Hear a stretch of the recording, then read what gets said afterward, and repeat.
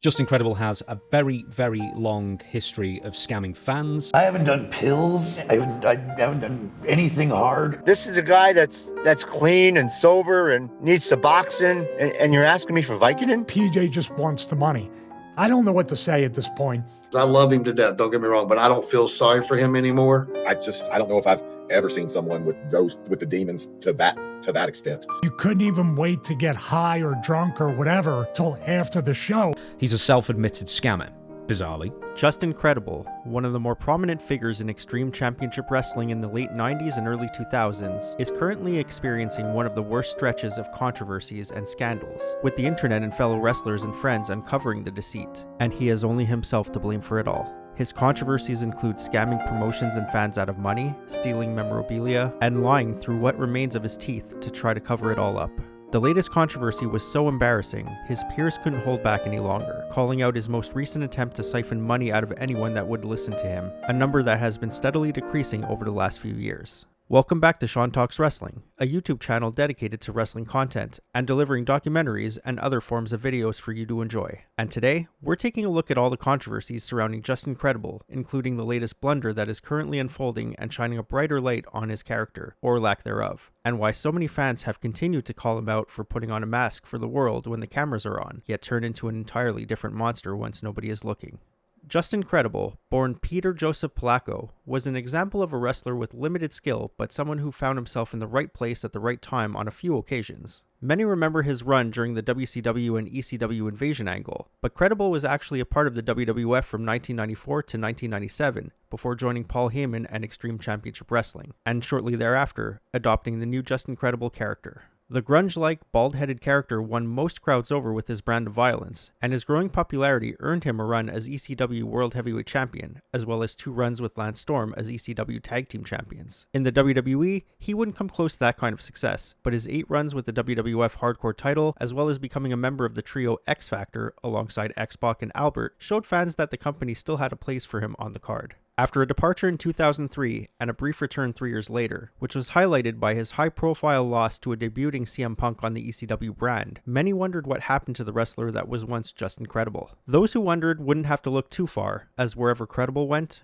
so too did the stink of scams and lies. You see, Just Incredible had the tendency to make promises on delivering merchandise, including his book, Just a Dream, to Just Incredible. Yet when he received payment for these goods, they never showed up. While some could make the assumption that perhaps something was lost in translation, or there was some sort of misunderstanding on the date of delivery, that goes out the window when it happens over and over and over again. It wasn't until a series of videos were released by the likes of Pinfalls and Pixels, wrestling promoter Scott Wilder, and former colleagues and wrestlers Maven Huffman, Rene Dupree, and Stevie Richards, that more and more people began to pay close attention to the allegations being made against Just Incredible. And perhaps the saddest part of this chapter in Credible's life is the fact that Maven Huffman reached out to Credible, and the two collaborated on a video, where Huffman allowed Credible to use his platform to lie to the audience and further cement his legacy as someone who can't be trusted. As convincing as Credible may have come off in the video, the ending takes a sharp turn in the wrong direction when Maven addresses the audience watching at home, providing transparency in the situation after receiving some news from his team.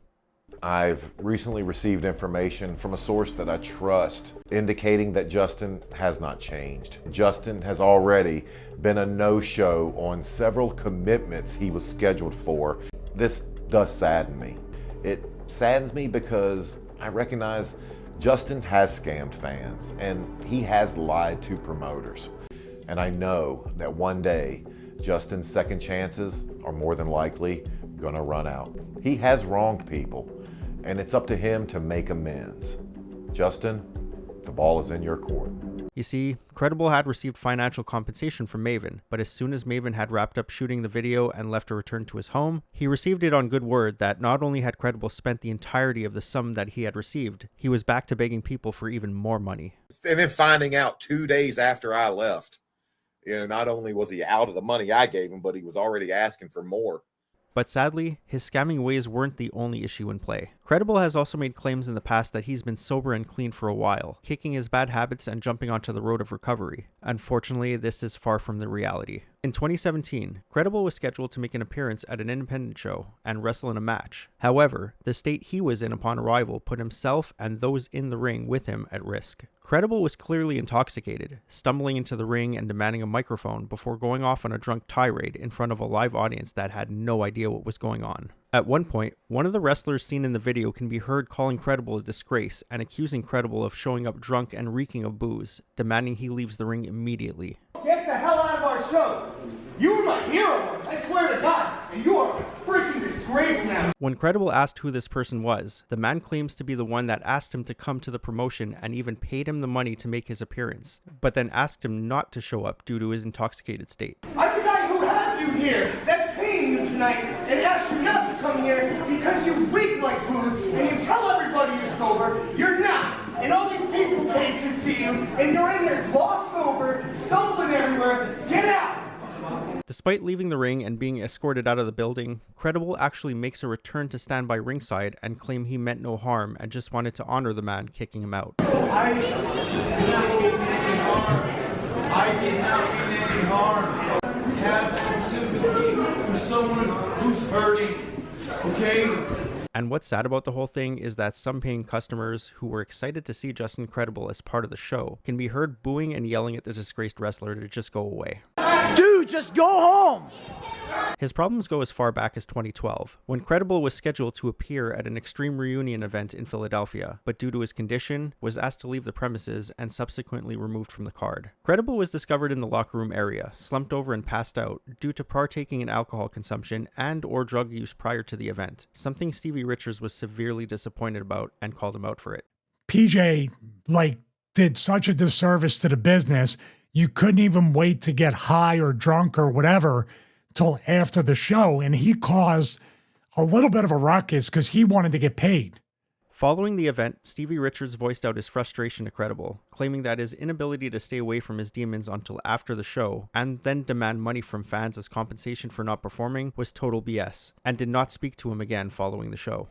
And he actually went out into the crowd and asked the fans for money, and I had said that was BS. And after that, we hadn't had a conversation after that. Perhaps the saddest example is one of the more recent appearances Credible made, and it could possibly be the last time we see him in a wrestling ring for a while. At the Memphis wrestling promotion, Credible was booked in a No Rules Heritage title match against the champion, Psycho Simon, making this the first time in 11 years that he would wrestle a match with gold on the line. While it does appear that Credible was sober during the match, his physical state couldn't have looked any worse, as he wrestled while severely overweight and was unable to remain involved at a physical level for more than 90 seconds. After hitting Psycho Simon with a kendo stick and a few punches, he was hit with an elbow to the gut and thrown into the apron, before being rolled back into the ring where he'd remain for a good while. After the two took turns smashing each other's face into a seated chair, Credible would remain down on his back and unable to get up for the remainder of the bout. Credible was down for nearly a minute and not moving before taking an elbow drop to the sternum and being pinned for the 3 count. But the more concerning thing about it was a clear sign that he was in actual discomfort. Following the match, Credible could be seen receiving assistance from some workers, and that was pretty much it. A quick 4-minute match that couldn't have gone any worse, save for a severe injury. Again, there doesn't appear to be any sign of intoxication or drug use during the brief match, which included a promo cut before the bell rang, but the concern remained that Credible was not taking his health seriously, and he was continuing to put on weight at an alarming level. But as sad as this reality was, Credible wouldn't embarrass himself nearly as much as his most recent activity on social media, where he'd returned to his old ways of begging for money from anyone willing to show any sign of sympathy. On October 6, 2025, Justin Credible took to the social media platform X in one of the saddest and clearest attempts to emotionally manipulate wrestling fans. I hate to ask. I know a lot of you have certain feelings about me, but Thursday night I got into an accident. I've been in Philadelphia at a hospital. Since then, I've been discharged. But I don't have any gas money to get home or tolls. If there's any way you guys can bless me, DM. At 7:35 p.m. on the same night of these posts, Credible shared a screenshot of the car he was hoping to gain money for, but it's as clear as day that this car won't be doing much driving anytime soon due to the condition it is in, which left many skeptical on the money being used for gas. At 12:09 a.m. the following day, Credible once again took to social media writing, "Literally trying to get a motel for the night. Please message me if you can. Thanks." The issue with this post was that it was obvious Credible was already posting from inside a motel room, as the background clearly shows the setting of one rather than what you'd expect to see from inside a hospital room. While his claims of being in a hospital don't add up either, as the electrode patches are not attached in the same spots they were originally placed at the hospital, which is clearly visible from the dried up glue on his chest. And the mustard stains on his mouth is like the cherry on top of this crap fudge sundae. Justin Credible wasn't in need of a motel. He was already in one. He didn't need money for gas or pay tolls. His car can't be driven. Justin Credible wanted your money for the same reason he's wanted money every other time he's begged. As one responder said it best, "I know this may sound mean, but you've killed any goodwill people had, dude. Scamming person after person, used friends and family so they have no recourse after the scam shows intent and people have caught on. It's not as if people are shit, you've just used it all up. Sorry."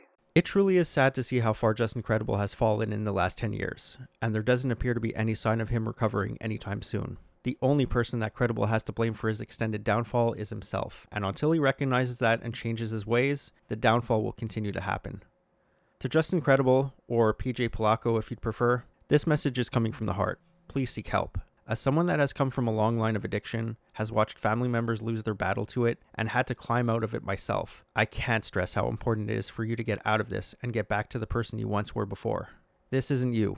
It's a shell of who you once were, and your demons have changed you for the worse. If you can't do it for yourself, do it for your family, and for your children that depend on you, and will be better off in life with their father in it than without. If there's a chance you see this, please understand that this video is coming from a place of a fan and is echoed by many others who can only look from the sidelines and watch you wreck whatever is left of your professional life and your personal life as well. You don't know me, not personally anyway, but my contact can be found in my YouTube's page description, and you can also find me on X where the DMs are open. Fighting addiction and starting a new endeavor have something similar in that the first step is always the hardest. I encourage you to take that first step and then take 20 more. I did it, and I'm now a year plus sober and have never felt better. You can do it too, and I, as well as the rest of the wrestling world, is rooting for you.